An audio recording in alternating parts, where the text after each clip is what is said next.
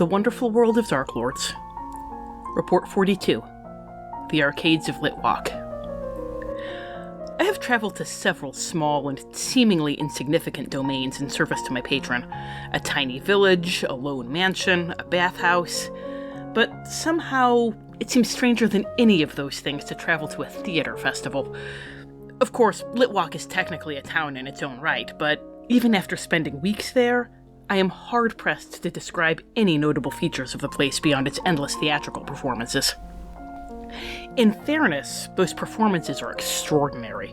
When I chose to begin with the perennial favorite Candy Kingdom and sat down in the arched balconies that give the theatrical district its name, technically loges rather than arcades, although I can see why the loges of Litwalk was less than desirable as a name.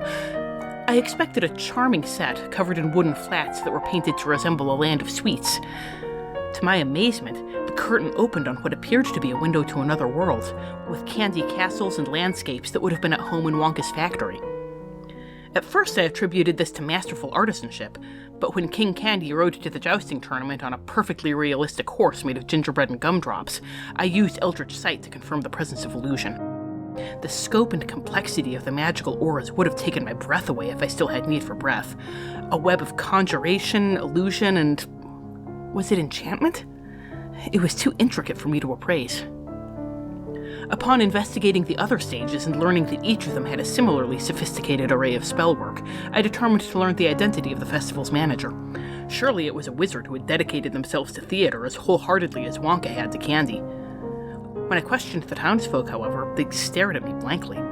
They could not name a single member of the festival's administrative staff, and seemed flummoxed by the very concept.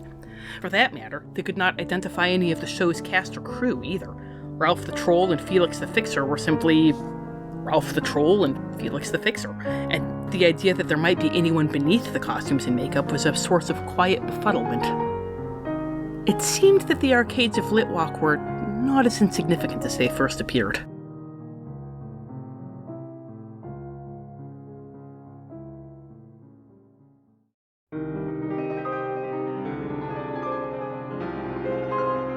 The Lord. It was clear that the plays were real to the people of Litwalk in a way that reminded me of children, just as a small child believes in the dragon and the knight in the puppet show and cannot conceive of such pedestrian beings as a puppeteer or a set designer. The audiences of the plays spoke of the characters as though they were actual people performing the stories of their lives. As I learned from later interviews, the actors seemed to share this perception. Frustratingly, there were no records in Litwalk that might give me the names behind the plays, nor could I find any evidence that Litwalk had originated from within our lands. If it had clearly begun in, say, Cardicus, I could have traveled to that domain to conduct research on its origins and the identities of its actors, but there were no recognizable cultural signifiers, and the townsfolk were no help in this regard, or any other. There seemed to be no way to understand Litwalk except through attending the theater festival. I viewed several performances during my stay in the arcades and found that most varied only slightly in their presentation.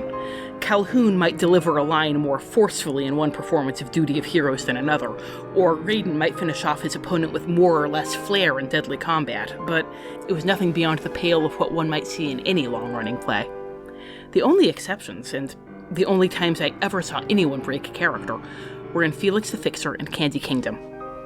Ralph the Troll was a broad pantomime villain who gleefully wrecked Felix's village of Niceland while the crowd booed his every word in action. In some performances, he seemed to deliberately hold back on particularly flamboyant shows of villainy if the crowd was becoming too excited, while in others he attacked the Nicelanders with something that crossed the line from ostentatious wickedness to genuine rage. With Ralph alone, I had a sense of the actor beneath the character. A man who could not accept that a jeer for a villain was as much a mark of praise as a standing ovation for a hero. This made me suspect at first that Ralph was the Dread Lord at the heart of Litwalk. However, subsequent showings of Candy Kingdom indicated that this play, too, enjoys a greater level of mutability than the others. King Candy's unnamed daughter was the only character whose performer changed from one show to another, with King Candy's 14 opponents in the tournament taking turns in the role. When she took her turn as the princess, Adorabeezel Winterpop fell from the balcony of the sugar-coated castle and broke her leg. As she was rushed off stage, the townsfolk finally provided me with some useful information. Apparently, the general consensus is that the role of the princess is cursed, and that if they did not cycle through the part, the unfortunate actor who assumed it would surely be incapacitated or killed. Interestingly, this was the only context in which I heard anyone discussing the plays in terms of roles or actors. The play's production suffered from other glitches, nothing too serious, but a broken prop here, a falling curtain there. It seemed that only Candy Kingdom endured the day-to-day mishaps typical to live theater.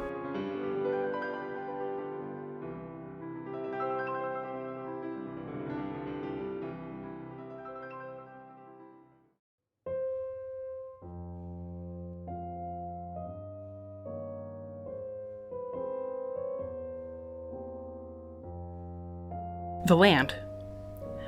As mentioned previously, there is nothing notable about Litwalk except its theater festival. The residents assured me that this festival had only been happening for a month or so, as the season had not changed from late autumn. This was true. Several trees still sported colorful leaves, and while the air was chill, there was no trace of snow in it. Of course, if I remarked that they should have been in the grip of midwinter, they met me with only blank stares. After a few days of making no headway in the town proper, I suspected there was only one way to investigate the plays themselves. I waited until the day's performances had ended and the people of Litwalk had returned home for the evening. Then I went back to the theater that hosted Candy Kingdom. Feeling a little foolish, I climbed onto the darkened stage and slipped through the curtain, expecting to see nothing but the looming shadows of empty sets. Instead, I was standing in the Candy Kingdom itself. There's simply no other way to describe it. Although there had been no visible light beneath the curtain, I stood in what appeared to be broad daylight. What's more, I was not standing on a stage, but in the middle of a massive landscape made from sweets. I broke off a branch from a candy cane tree and tasted it. It was made of candy. There was something behind me that appeared to be a large window that opened to the back of the stage's curtain, or perhaps a hole cut in the very fabric of the landscape with the curtain on the other side. I've never personally seen a magical portal, but I imagine it would look something like this. Unsurprisingly, Eldritch Sight confirmed that it was, in fact, magical, with that bizarre web of conjuration, illusion, and enchantment that I had noticed before. I soon found a door within the Candy Kingdom that opened into what I can only describe as a backstage area, but it seemed connected to every other backstage area in the arcades, even though the stage for Ghost Eater was half a mile away and faced in the opposite direction. The actors mingled there, often meeting at the set of a tavern-based play called Tappers, but, as mentioned, they did not see themselves as actors. Taffeta Mutton Chop was simply Taffeta Mutton Chop, although she was sometimes conscripted into playing the princess. Sonic the Herringon was simply Sonic the Herringon, and Ralph the Troll was simply Ralph the Troll, although he alone seemed unhappy with this fact. Unfortunately, I encountered some difficulty when interviewing the actors, or the characters, backstage. When I asked them my questions, their responses ranged from affable puzzlement to open hostility. I attributed this at first to the same magical effect that had erased the distinction between actor and role, until Sergeant Calhoun snapped that she had already answered my questions once and didn't want to answer them again. The others agreed with her. I had already made my way backstage and interviewed them on a previous night, although Felix informed me that he was plumb delighted to see me so lively and good-humored this time. This is surely an effect of the strange time anomalies in Litwalk, is it not?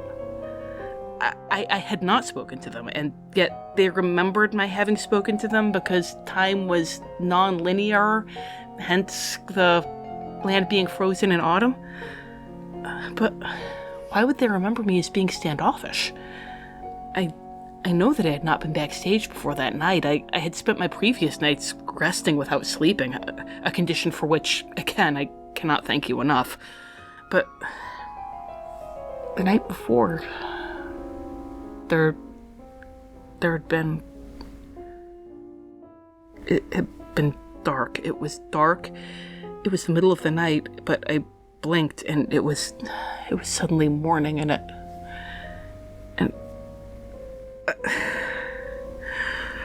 my nose is bleeding. I can almost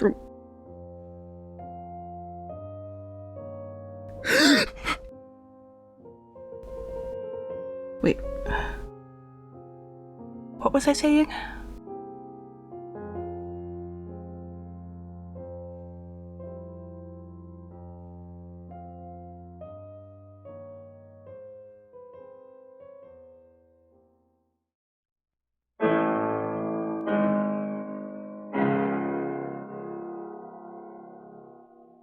Dread possibilities.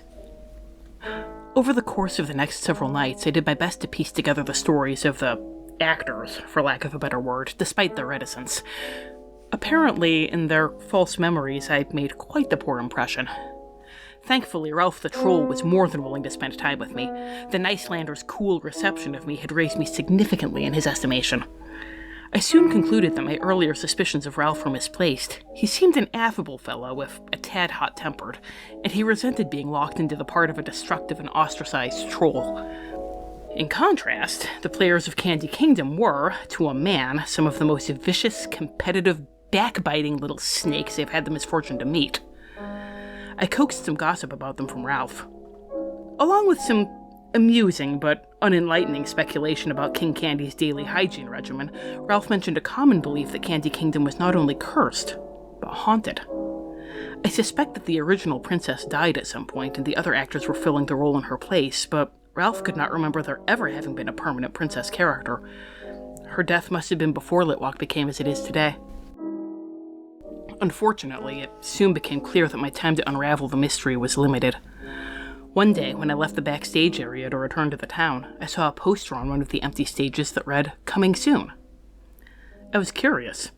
Given the nature of Litwalk, I had no idea how a new performance might enter, so I drew closer to study it. Coming soon.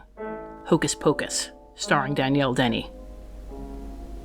I took a step back. It was my face on the poster with ridiculous makeup to make me look like a child, but as I looked, it shifted and it simply was my childhood face. The poster had people I recognized from the town made up to look like Max and Allison and the Sanderson sisters. They, too, changed as I watched, going from costumes and makeup to the actual faces of people from my past. I could suddenly imagine with perfect clarity how poor Ralph might have transformed from a man in a troll costume to an actual troll. Perhaps Felix had been an adventurer, and Ralph had been some unsuspecting local who had been forced to play the role of the villain again and again in his story. It was even crueler than Westview. Instead of being an observer, he was forced to participate in his own degradation. But I still did not know how this bizarre effect had begun. The poster shifted again, and my heart stopped in my chest. Coming soon. Infinity War, starring Danielle Denny. The images were not from my past. They were from my nightmares, and I knew that if I stayed much longer, I would find myself on that stage, and I would believe that I was living in one of my nightmares. I would believe that I was her. That I had always been her.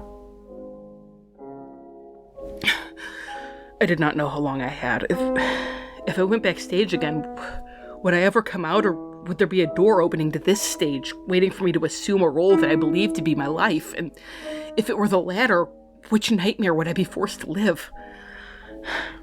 I wanted to bid farewell to Ralph before leaving, but it was not worth the risk. I made one final visit to a performance of Candy Kingdom, as its curse or haunting seems to be at the heart of Litwalk. This day's mishap occurred when King Candy's peppermint lance broke during a bout that he was supposed to win. He reacted with nothing short of apoplectic rage and drew the curtain. A few minutes later, the curtain rose and they performed the scene again, but something about it seemed subtly changed. Use of Eldritch Sight confirmed that King Candy had surrounded himself with some form of abjuration magic, presumably to protect himself from the ghost. I'm relieved to have seen some evidence of the Dreadlord's identity that day, for absolutely nothing could have compelled me to remain in Litwalk past nightfall.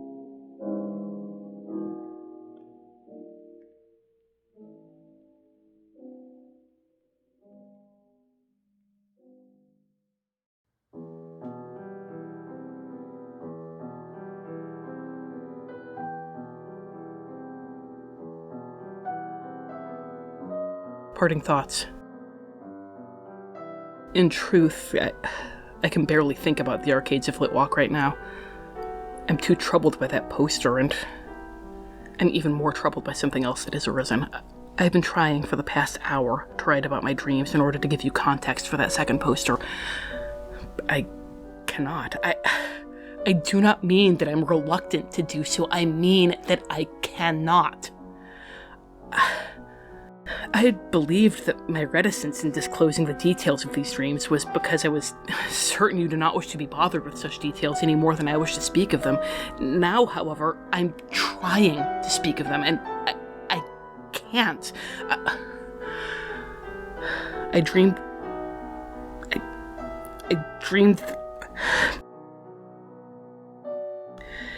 In my dreams,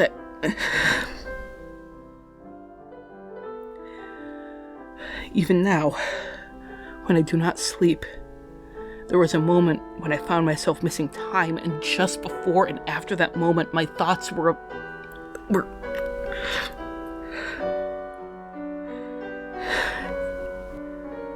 Yensid, please. Something is wrong. This is not stress. This is not my wild magic. I'm certain you know what I mean when I say that I know the feel of my own power, and it's not this. I've already arrived at the next domain on my itinerary, and I know that it is a location of particular interest to you. Should I continue, or should I delay conducting a mission so sensitive if I may be compromised? Perhaps this faraway place should wait until after we know who disturbs my slumber. Yours, D. It is a pity that such a complex web of spellwork is confined to the insignificant domain of Litwak. Almost so a washed-up thespian can continue prancing about on stage enunciating lines that the delusional audience has heard countless times. Bah! And I thought the bards of Dunbrock were intolerable. Without having observed the arcane energies myself, I am left to conjecture. Each stage is likely contained within its own demiplane, and each of these demiplanes is connected to the larger demiplane that encompasses the backstage area. Not unlike our own lands, though on a much smaller scale. The posters are something else entirely, and I suspect associated with forces I shall not write about here. Nevertheless, you were wise to leave when you did. As for your continued deterioration, you are correct. Stress would not account for your inability to communicate fully with my person. However, it is vital that you continue. Any further delays in surveying the next domain on your itinerary may result in failure of our carefully laid out plans, and we would not wish for all your hard work to be for naught. You must endure, Danielle, but do not give in to fear. Trust that I shall ensure your safety while you continue your efforts. Return to me as soon as your next survey is complete, and together we will deal with this issue directly.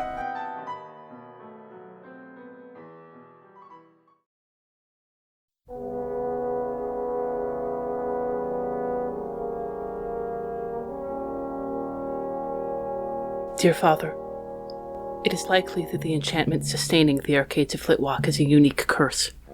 Further investigation is, of course, warranted, but I doubt that its effects can be replicated beyond its borders. This is an unfortunate setback, as it would have many valuable applications, not least of which would be the ability to assign me a role of your choice. It appears that your time to accomplish this is running short. I am fracturing. It may be that without sleep is a clear demarcation between my conscious mind and the part of me that you have subdued. The boundary between the two is becoming increasingly porous. It may also be that my will is approaching total annihilation and is making a final, desperate rally to save itself before succumbing to the inevitable. Or, a more likely possibility, as I have been relieved of the need for sleep, you no longer have the blunt instrument of sleep deprivation to aid you in controlling me, and I am more able to resist. I attempted to exert myself during my rest in order to maintain a state of pliant exhaustion, but that was an error, for my conscious mind quickly learned that I had taken control in the night. It was, in fact, such a flagrant indiscretion that I find myself wondering whether it was influenced by my other self, deliberately acting out to draw my and Aslan's attention. Or, perhaps, the opposite is true, and my acting in such a vulgar and unsubtle manner is proof that I have become more your creature than Aslan's. The loss of sleep has made it far more difficult for me to be discreet in general.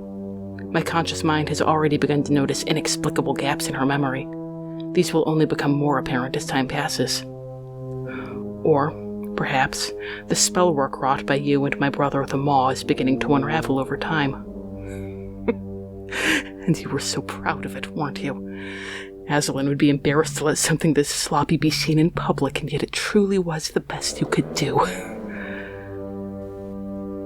I apologize for this insolence, Father. As I said, I am fracturing. It is clear that my current mental state is unsustainable, particularly as Aslan has summoned me back to Darkon when my report on Agrabah is complete. Should this come to pass, he will discover the chains you have placed upon me and remove them. Not only will you lose me as an instrument, but you will incur his wrath, which will be considerable given the insult to his pride. It is in your best interest to ensure that I never arrive in Darkon. I assume you already have scouts in Agrabah, given Aslan's obsession with it. It will be a simple matter for them to trigger my compliance, then extract or kill me. Should you choose to extract me and retain my services for future use, you may be able to do so even before securing the enchantment stone or any other complex memory magic. If you can separate my conscious mind from the part that wears your leash, you might be able to lull it into unconsciousness while you work on permanently subjugating it. Or even to place it in a separate receptacle through a spell such as Magic Jar. A black cat seems an appropriate vessel. Of course, this would mean losing the fire that first drew your attention to me. You would retain this version of myself, a cold intellect with little will beyond your own. Jensen, help. Jensen. Max.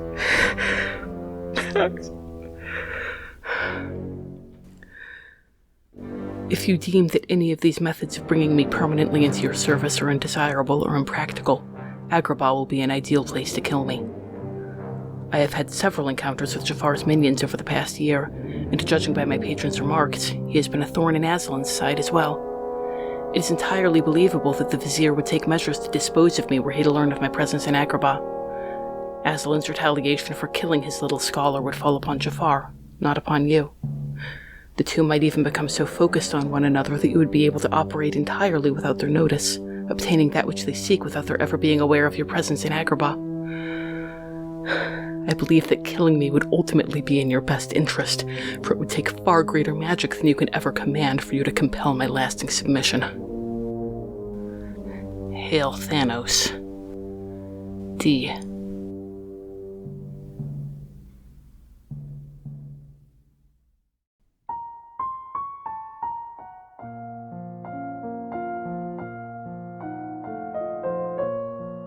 This has been The Wonderful World of Darklords. We have no affiliation with Disney or Wizards of the Coast. All music recordings used in this episode are in the public domain and were obtained through museopen.org. Titles and links are in the show notes. Dialogue for Yensid was written by Aslan Rex himself, who you can follow on Tumblr at Darklord Aslan. The Wonderful World of Darklords logo was designed by Haylight Jones. You can find links to their work in the show notes. If you'd like to support the show, look for us on patreon.com or find our tip jar on Red Circle. Thanks for listening.